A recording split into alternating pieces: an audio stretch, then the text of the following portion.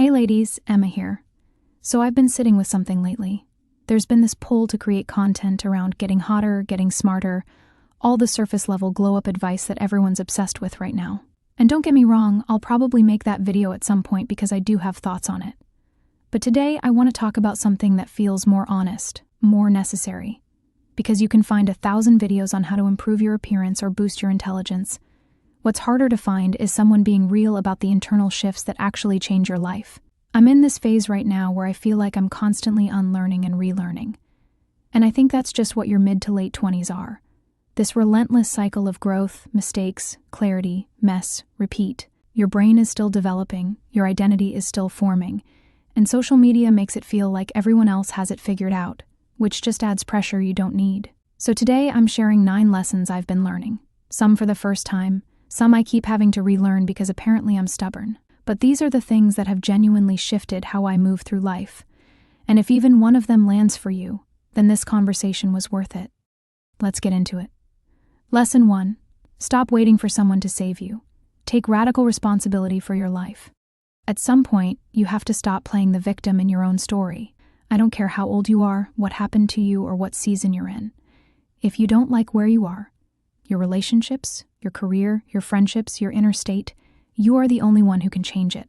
Not your partner, not your parents, not some mentor or therapist or life coach. You. Nobody is coming to rescue you. Prince Charming is not real. This isn't a movie where everything works out because you stayed soft and hopeful long enough. This is your life, and you are the only one responsible for steering it. I know that's heavy, but it's also the most freeing thing you'll ever accept.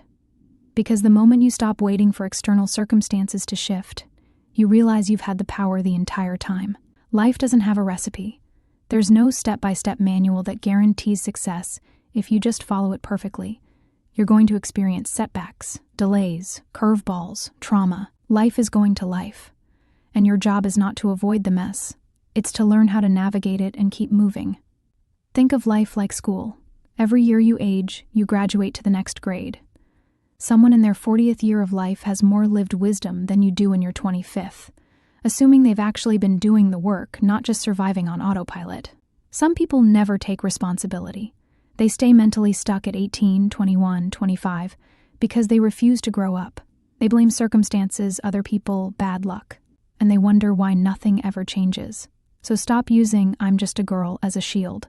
It's cute as a joke.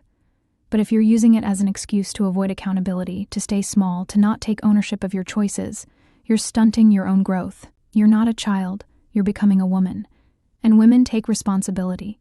Women make decisions. Women don't wait for permission to live their lives. So ask yourself, where am I right now? Is this where I want to be? If not, what needs to change?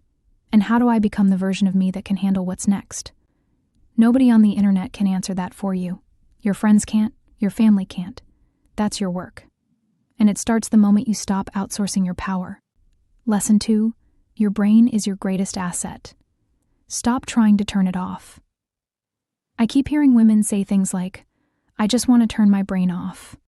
I want a man so I can stop thinking so much." And I need you to understand how dangerous that mentality is. Your brain is not a burden. It's your superpower. It's what you use to create, strategize, manifest, protect yourself, build the life you want. Why on earth would you want to turn that off so someone else can call all the shots? There's a difference between feeling safe enough with someone to relax, to not be hypervigilant, to let your guard down, and completely abdicating your mental sovereignty. The first one is trust. The second one is dependence. You are not his child. He is not your father. And if the only way you can feel at peace is by handing over all decision-making to someone else, that's not partnership. That's avoidance. A lot of women romanticize being taken care of to the point where they forget they're capable of taking care of themselves. And that's how you end up in situations where you've lost yourself completely because you outsourced your entire identity to someone else's direction. Stay sharp. Stay engaged. Stay present in your own life. You can be soft and still be sovereign. You can be feminine and still be mentally powerful. Those things are not opposites. Lesson 3. Learn how to navigate conflict without running from it. Uncomfortable conversations are inevitable. Conflict is inevitable. And the sooner you learn how to handle both, the sooner you stop getting stuck in situations that drain you. Growth doesn't happen in comfort, it happens under pressure. Diamonds form under pressure. Flowers grow after being buried in dirt. You are no different. So when conflict shows up, and it will, don't run. Don't avoid it because you're scared of what might happen. Don't stay silent just to keep the peace. Learn how to communicate your boundaries clearly. Learn how to express what you need without becoming reactive or emotional. Learn how to stand firm on what matters to you without apologizing for it. Because here's the truth. The only opinion of you that truly matters is your own. Your friends, your family, your partner, their opinions are secondary. You came into this world alone. You'll leave it alone. In between, you need to be the person who protects you, advocates for you, chooses you. Conflict is not the enemy, it's information. It either strengthens the relationship or shows you where it's no longer aligned. Either way, you win, because now you know. So stop avoiding hard conversations. Stop tiptoeing around what you really feel just to keep someone comfortable. Your peace is not worth sacrificing for someone else's convenience. Lesson 4. Stop telling everyone everything. Protect what's sacred. Not everything needs to be shared. Not every struggle needs an audience. Not every relationship issue needs to be dissected with your group chat. I learned this the hard way. Because when you're in the middle of something, confusion, heartbreak, a difficult decision, your instinct is to reach out, to vent, to get advice. And sometimes that's necessary. But more often than not, what happens is this.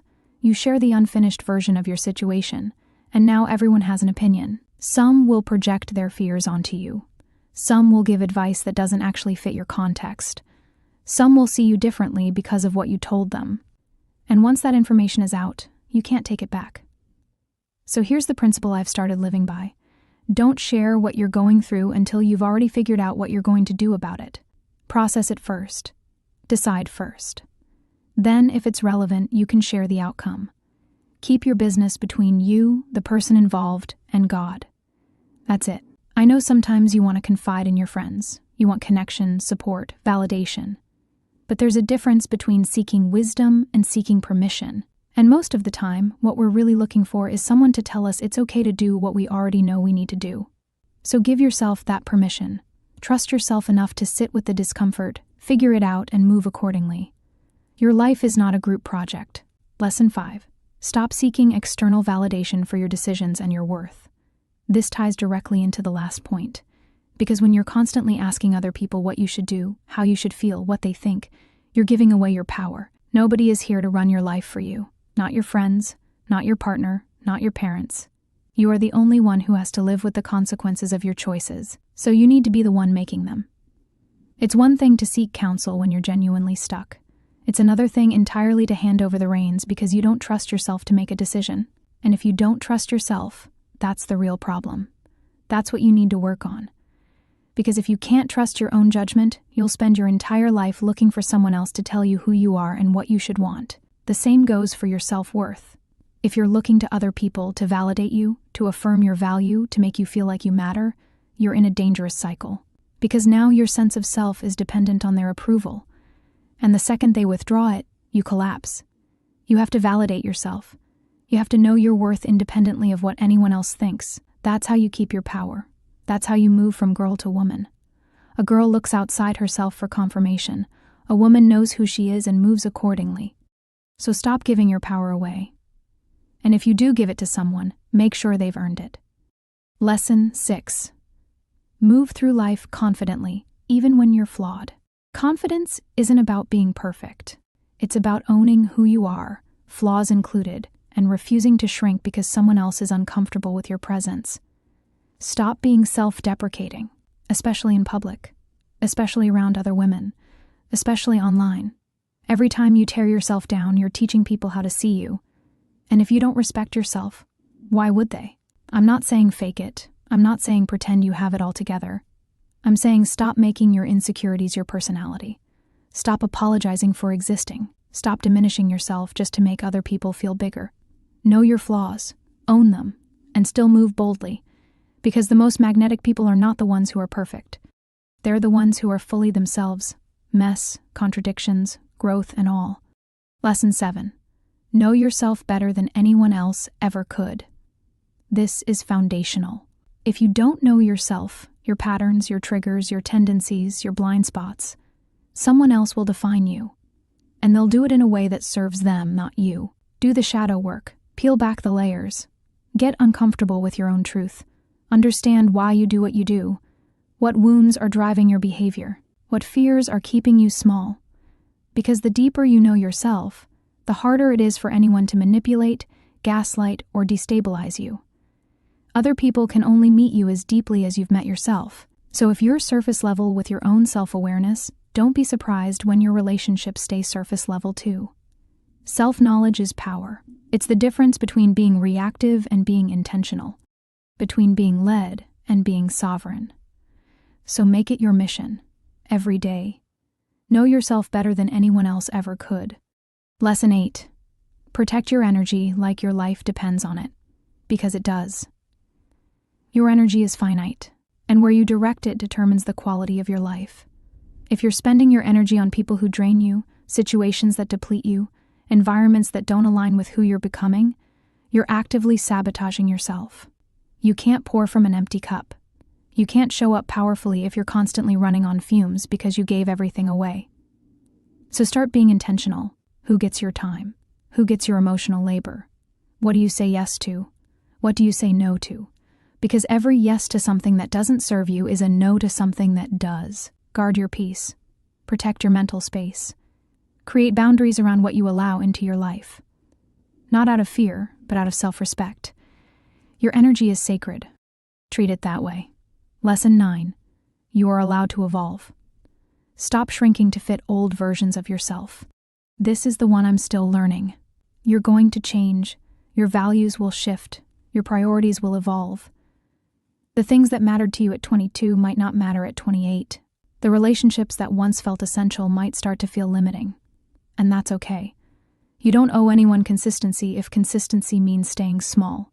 You don't owe anyone access to a version of you that no longer exists. Some people will resist your growth.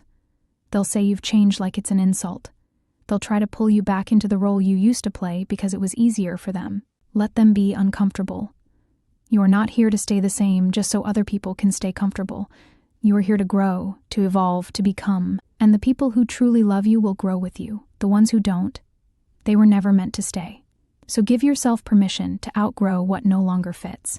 Give yourself permission to change your mind, to want different things, to become someone new. You are not a finished product. You are a living, breathing, evolving woman. And that's exactly what you're supposed to be. So those are the 9 lessons I'm learning right now. Some I'm still working through. Some I'll probably have to relearn next year. But that's the beauty of growth. It's never linear, and it's never finished. If something here resonated with you, let me know in the comments. Share it with someone who needs to hear it. And remember, you don't need permission to become who you're meant to be. You just need to stop waiting and start moving. I'm Emma,